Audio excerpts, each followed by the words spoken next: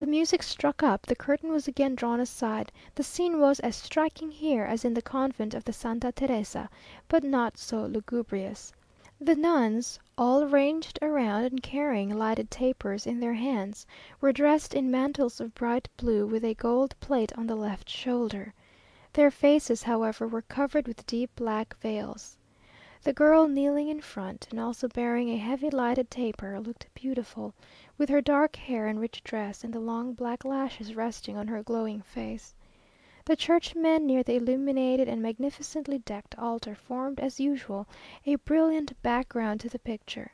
The ceremony was the same as on the former occasion, but there was no sermon. The most terrible thing to witness was the last straining, anxious look which the mother gave her daughter through the grating. She had seen her child pressed to the arms of strangers, and welcomed to her new home. She was no longer hers.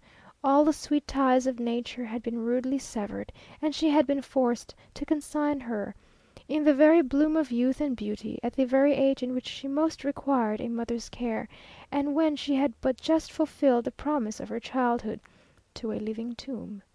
Still, as long as the curtain had not fallen, she could gaze upon her as upon one on whom, though dead, the coffin lid is not yet closed. But while the new made nun was in a blaze of light, and distinct on the foreground, so that we could mark each varying expression on her face, the crowd in the church, and the comparative faintness of the light, probably made it difficult for her to distinguish her mother, for knowing that the end was at hand, she looked anxiously and hurriedly into the church, without seeming able to fix her eyes on any particular object, while her mother seemed as if her eyes were glazed, so intently were they fixed upon her daughter. Suddenly, and without any preparation, down fell the black curtain like a pall, and the sobs and tears of the family broke forth. One beautiful little child was carried out almost in fits. Water was brought to the poor mother, and at last, making our way with difficulty through the dense crowd, we got into the sacristy. "I declare," said the Countess to me, wiping her eyes, "it is worse than a marriage." I expressed my horror at the sacrifice of a girl so young that she could not possibly have known her own mind. Almost all the ladies agreed with me, especially all who had daughters, but many of the old gentlemen were of a different opinion. The young men were decidedly of my way of thinking, but many young girls who were conversing together seemed rather to envy their friend, who had looked so pretty and graceful, and so happy, and whose dress suited her so well, and to have no objection to go and do likewise. I had the honour of a presentation to the bishop, a fat and portly prelate, with good manners, and well besuiting his priestly garments. I amused myself while we waited for the carriages by looking over a pamphlet which lay on the table, containing the ceremonial of the veil taking.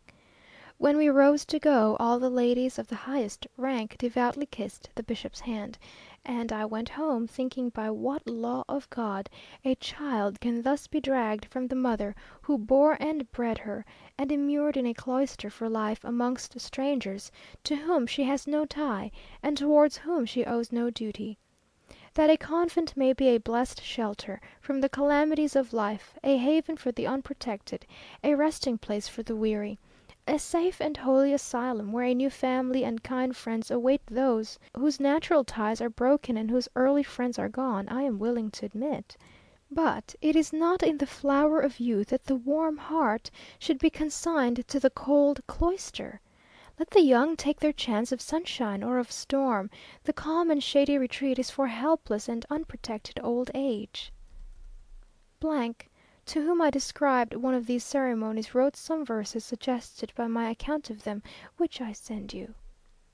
In tropic gorgeousness the Lord of Day To the bright chambers of the West retired, And with the glory of his parting ray The 100 domes of Mexico he fired, When I, with vague and solemn awe inspired, Entered the Incarnation's sacred fane. The vaulted roof, the dim aisle far retired, Echoed the deep-toned organ's holy strain, Which through the incensed air did mournfully complain. The veiling curtain suddenly withdrew, Opening a glorious altar to the sight, Where crimson intermixed its regal hue With gold and jewels that outblazed the light Of the huge tapers, near them flaming bright, From golden stands. The bishop, mitre crowned, stood stately near, in order due around. The sisterhood knelt down, their brows upon the ground. The novice entered, to her doom she went, gems on her robes and flowers upon her brow. Virgin of tender years, poor innocent, pause ere thou speakest the irrevocable vow. What if thy heart should change, thy spirit fail? She kneels. The black robed sisters cease to bow. They raise a hymn which seems a funeral wail, while o'er the pageant falls the dark lugubrious veil. Again the veil is up, on earth she lies, with the dear mantle of the pall spread o'er the new made nun, the living sacrifice, dead to this world of ours for evermore. The sun his parting rays has ceased to pour, as loth to lend his light to such a scene. The sisters raise her from the sacred floor, supporting her their holy arms between. The mitred priest stands up with patriarchal mien, and speaks the benediction. All is done. A life in death must her long years consume. She clasped her new made sisters one by one. As the black shadows their embraces gave, they seemed like spectres from their place of doom, stealing from out eternal night's blind cave, to meet their comrade new, and hail her to the grave. The curtain fell again, the scene was o'er, the pageant gone, its glitter and its pride, and it would be a pageant and no more, but for the maid miscalled the heavenly bride. If I, an utter stranger, unallied to her by slightest ties, some grief sustain, what feels the yearning mother, from whose side is torn the child whom she hath reared in vain, to share her joys no more, no more to soothe her pain? End of letter the 20th.